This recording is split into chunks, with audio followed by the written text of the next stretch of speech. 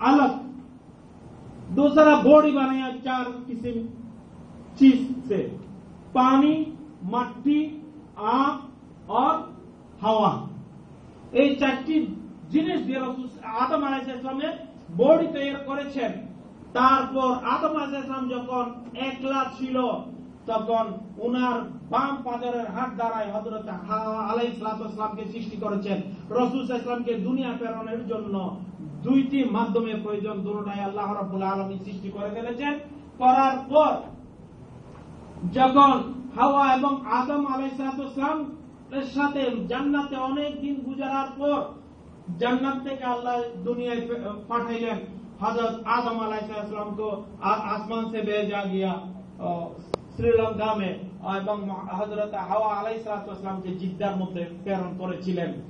300 বছর পর হযরত আদম আর হাওয়ার মধ্যে সাক্ষাৎ হয় আজকের আরাফার ময়দানে জবলে রহমতের মধ্যে উঠে যখন ওনারা দোয়া করলেন আল্লাহ রাসূল সাল্লাল্লাহু তাআলা আলাইহি ওয়াসাল্লামের নাম নিয়ে, তখন আল্লাহ তাদের দোয়া কবুল করলেন।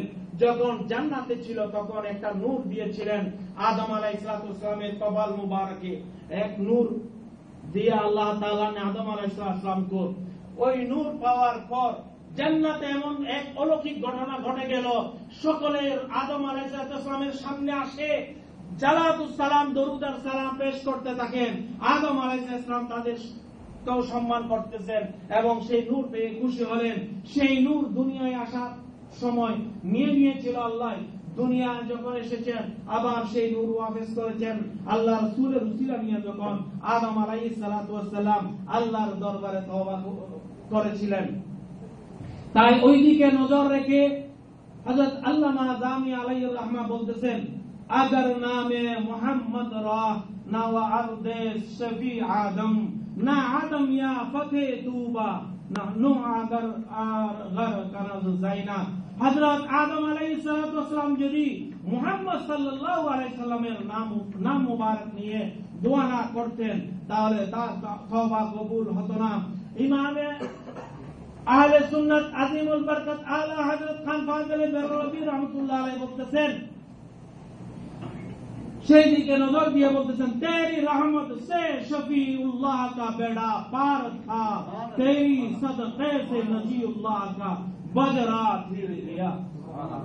রাসূল সাল্লাল্লাহু আলাইহি ওয়াসাল্লামকে উদ্দেশ্য করে বলতেছেন, ইয়া রাসূলুল্লাহ, আপনার রহমতের উসিলায় হযরত আদম শফিউল্লাহ তওবা কবুল হয়েছেন। ইয়া রাসূলুল্লাহ, আপনার উসিলায় নূহ আলাইহিস সালাতু ওয়াস সালামের জাহাজ পাহাড়ের মধ্যে অবতরণ করেছিলেন, ভিড়েছিলেন। ইয়া রাসূলুল্লাহ, আপনি যদি না হতেন সেই দিন না আদমের তওবা কবুল হতো, না নূহ আলাইহিস সালাতু ওয়াস